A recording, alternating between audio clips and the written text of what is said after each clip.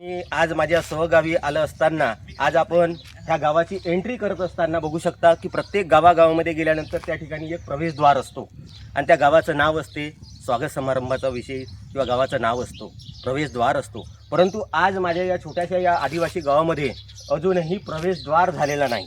आणि ही पहिलीच समस्या नाही तर मी अनेक अशा समस्या आणि तक्रारी मी या माझ्या सहगावी आलं असताना, कारण माझा यूट्यूब चॅनल असताना आज शासन प्रशासनाला मी हादरवून सोडतो. आणि त्या समस्या पूर्ण करत असताना गाववाल्यांची एक समस्या आहे की आपण आज आपल्या गावी आलेले आहात आणि गावच्या तक्रारी आणि गावच्या समस्या आपण यूट्यूब चॅनलच्या माध्यमातून शासन प्रशासनाला कळवावं या दृष्टिकोनातून आज माझ्या संपूर्ण गावातील जनता या ठिकाणी आहे. आणि आपल्या गावातील सर्व समस्या ह्या मी माझ्या यूट्यूब चॅनलच्या माध्यमातून मी मांडणार आहे. आणि मी शासन प्रशासनाला, लोकप्रतिनिधीला मी विनंती करतो, हात जोडतो की ह्या समस्येचे निराकरण लवकरात लवकर करावं, अन्यथा मी गावासकट सोंड्यालाही भुरडल्याशिवाय सोडणार नाही. धन्यवाद. यानंतर आपण परत दुसऱ्या तक्रारीकडे जाऊ. प्रशासन हादरून जातो आणि त्यामुळेच आज माझ्या गावातीलही जनता जनार्दन आज माझ्या घरी आलेत आणि काही समस्या आहेत आपल्या गावच्या, त्या समस्या घेऊन आलेत. आणि त्या समस्येच्या अंती मी आज माझ्या या गावाला लागून असलेला, अगदी गावामध्ये असलेला हा तलाव आहे. आणि या तलावाची आपण बघू शकता की या ठिकाणी आज इकोपोर्णी आहे, जे झाडं आहेत याने पूर्ण थैमान घातलेलं आहे. एक दूषित पाणी आहे आणि त्या दूषित पाण्यामध्ये आज आमच्या महिला वर्ग या ठिकाणी, हे बघा, कपडे धुण्याचं एक साधन हा तलाव आहे, परंतु याची अस्वच्छता आहे.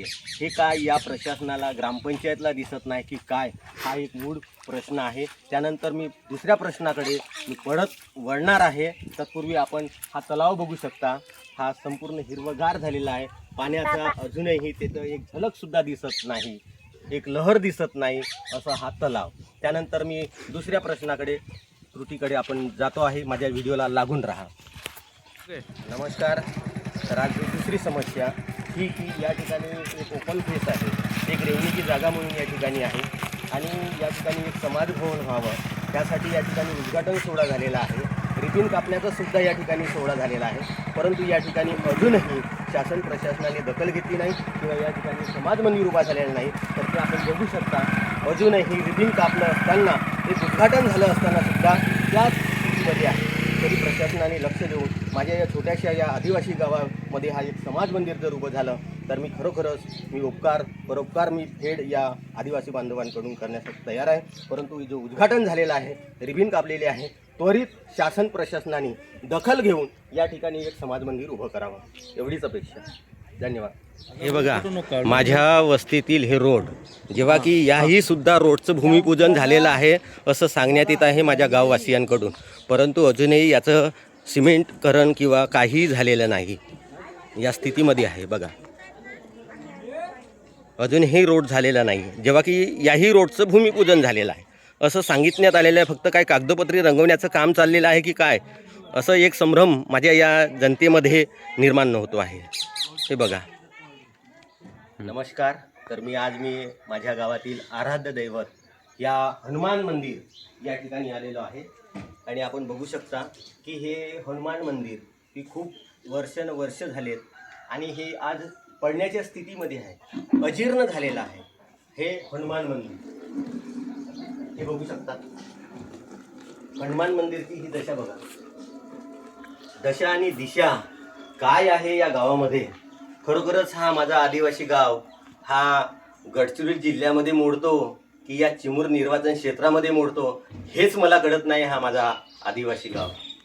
आणि परत मी हा मंदिर दाखवल्यानंतर परत एक आराध्य दैवत हनुमान मंदिर, तेही याहीपेक्षा अजीर्ण अशा अवस्थेमध्ये, हा धार्मिक एक देवाचं स्थान असताना याची आपण दशा बघितली. त्यानंतर परत मी दुसरा मंदिर मी आपल्याला दाखवत आहे. लागून राहा माझ्या व्हिडिओला. धन्यवाद. ही पाण्याची टाकी सुरुवात होऊन वर्ष झालेत, परंतु अजूनही अर्धवट असं हे काम. खरोखरच हे काम, हे गाव बघत असताना आपण बघू शकता की हे गाव कुठं आहे आणि काय असंही कदाचित बघणाऱ्यांना वाटत असेल. हे काही आदिवासी गाव गडचिरोली इथलं नाही, तर हे गाव आहे चिमूर निर्वाचन क्षेत्रातलं हुमा मांगरूळ. 99% हा आदिवासी गाव. तर मी आपणाला सांगितल्याप्रमाणे दुसरा हे आराध्य दैवत जे की हे पण हनुमान मंदिर आहे. या ठिकाणी शिवलिंग नंदीसुद्धा आहे आणि काही अशा समाज बांधवांच्या प्रती आराध्य दैवत त्यांच्या अशा मूर्त्या या ठिकाणी स्थापन झालेल्या आहेत. आणि हे बघू शकता की आपण संपूर्ण उघड्यावर अशा ओपन असे आहे. उन्हा ताना पावसामध्ये हे असेच ओपन फेसमध्ये हा मंदिर आहे सुद्धा. याची सुद्धा आपण ग्रामपंचायत प्रशासनाने लोकप्रतिनिधींनी दखल घ्यावी हीच माझी सर्व गाववासियांकडून माझी विनंती आहे. हात जोडून विनंती आहे की या गावातील ह्या ज्या माझ्या समस्या आहेत, ह्या ज्या माझ्या तक्रारी आहेत, ह्या सर्वस्वी लोकप्रतिनिधींनी सोडवाव्यात. आणि माझा विश्वास आहे माझ्या सर्व ग्रामपंचायत शासन प्रशासनावर लोकप्रतिनिधींवर की नक्कीच या गावाची दखल घेऊन ह्या समस्येचे निराकरण केल्याशिवाय राहणार नाही. धन्यवाद. जय हिंद, जय विदर्भ.